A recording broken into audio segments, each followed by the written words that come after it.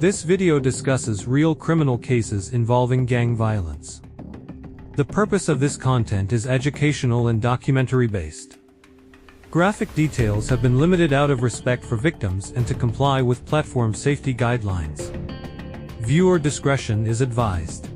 In 2017, a tragic case connected to the gang known as MS-13 shocked communities across Northern Virginia and drew nationwide attention. At the center of the case was 15-year-old Damaris Reyes Rivas, whose death became one of the most talked about gang-related investigations in the region during that time. Authorities said the crime involved young gang members, retaliation, and a level of planning that investigators described as deeply disturbing. The case would later become part of larger conversations in the United States about youth violence, organized gangs, and social media influence within criminal groups.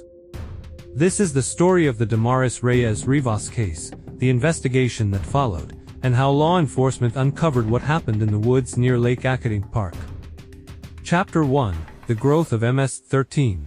Before discussing the case itself, investigators say it is important to understand the organization connected to it. MS-13, also called Mara Salvatrucha, originated in Los Angeles during the 1980s. Over time, the gang expanded into multiple U.S. states and several countries in Central America.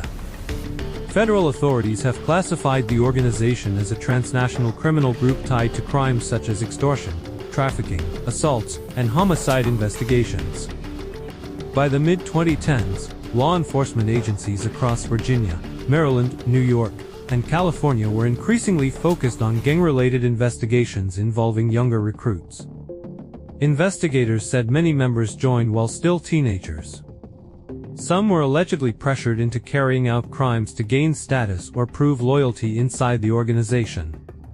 Authorities also claimed that retaliation played a major role in gang culture, especially when members believed they had been betrayed or targeted by rivals. Those tensions would later become central to the murder investigation involving Damaris Reyes Rivas. Chapter 2: A Disappearance in Virginia.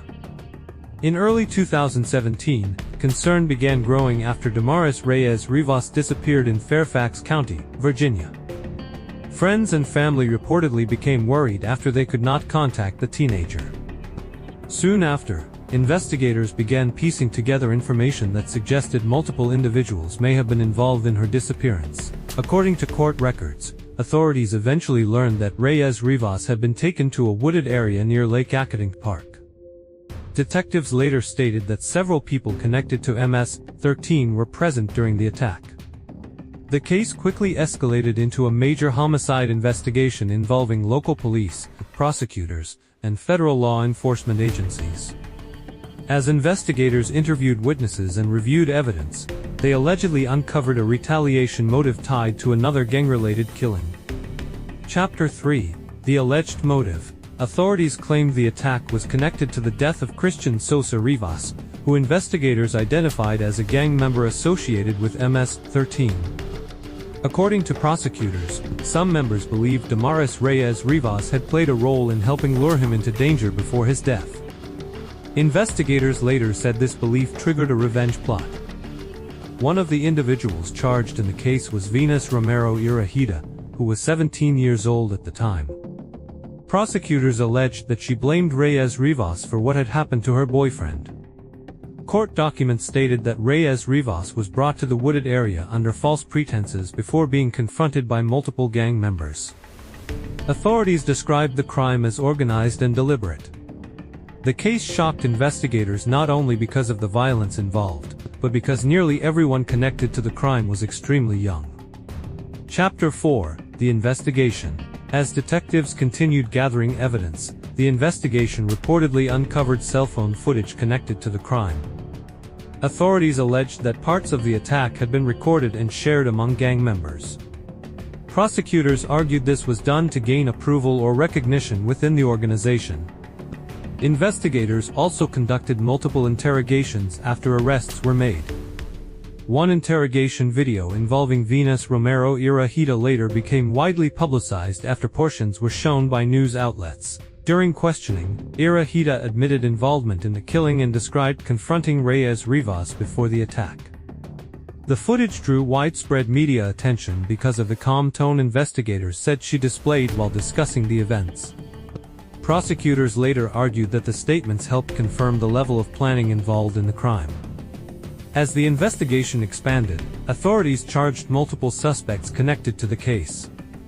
Chapter 5: Court Proceedings. The case moved through the Fairfax County court system over the following months. According to prosecutors, several individuals either pleaded guilty or were convicted in connection with the killing. Venus Romero Irahita eventually pleaded guilty to charges including first-degree murder, abduction, and participation in a criminal street gang. The courtroom hearings became emotional, especially when family members of the victim addressed the court directly. Damaris Reyes Rivas' mother spoke about the pain caused by losing her daughter and the impact the tragedy had on her family. During the hearings, Irahita also expressed remorse for her actions. Reports stated she became emotional while addressing the court. However, prosecutors questioned whether the remorse was genuine, arguing that the crime itself demonstrated extreme cruelty and planning. The case remained heavily covered by national media outlets because it became linked to broader political debates surrounding gang violence in the United States. Chapter 6: National Attention. By 2018, the case had become one of the most publicized gang-related murder cases in the country. Politicians, law enforcement officials, and media commentators frequently referenced the investigation while discussing the expansion of MS-13 in parts of the United States. At the time, federal agencies were increasing efforts to target gang networks connected to violent crime investigations. The case also raised concerns about how teenagers were allegedly recruited into gangs at young ages. Experts studying organized crime noted that younger recruits are sometimes used because they are easier to influence or intimidate. Others pointed to social media and online communication as tools gangs allegedly used for recruitment, intimidation, and coordination. Community organizations in Virginia responded by increasing outreach programs aimed at helping at-risk youth avoid gang involvement. Schools and local leaders also held discussions about prevention efforts and youth safety. Chapter 7: Sentencing. In Fairfax County, a judge ultimately sentenced Venus Romero Irahita to 40 years in prison. The sentence reflected the seriousness prosecutors attached to the case and the level of violence investigators described during court proceedings. Several additional suspects connected to the attack also faced convictions or plea agreements. Law enforcement officials stated that the outcome demonstrated the importance of cooperation between local and federal agencies during gang investigations. For the family of Damaris Reyes Rivas, however, the sentencing could never erase the loss they experienced. The case continued to receive attention years later because it symbolized the dangers of youth gang involvement and retaliatory violence. Chapter 8: The Bigger Picture. Cases involving gangs often reveal larger social problems happening behind the scenes. Investigators say recruitment can target vulnerable teenagers looking for belonging, protection, or identity. Community advocates argue that preventing gang violence requires more than arrests alone. Many believe education, mentorship, and community support programs are critical in keeping young people away from criminal organizations. Law enforcement agencies continue monitoring gang activity across the United States, especially in regions where organized groups remain active. Meanwhile, families impacted by violence are left trying to rebuild after tragedies that permanently changed their lives. The murder of Damaris Reyes Rivas remains one of the most disturbing gang-related cases to emerge from Virginia in recent years.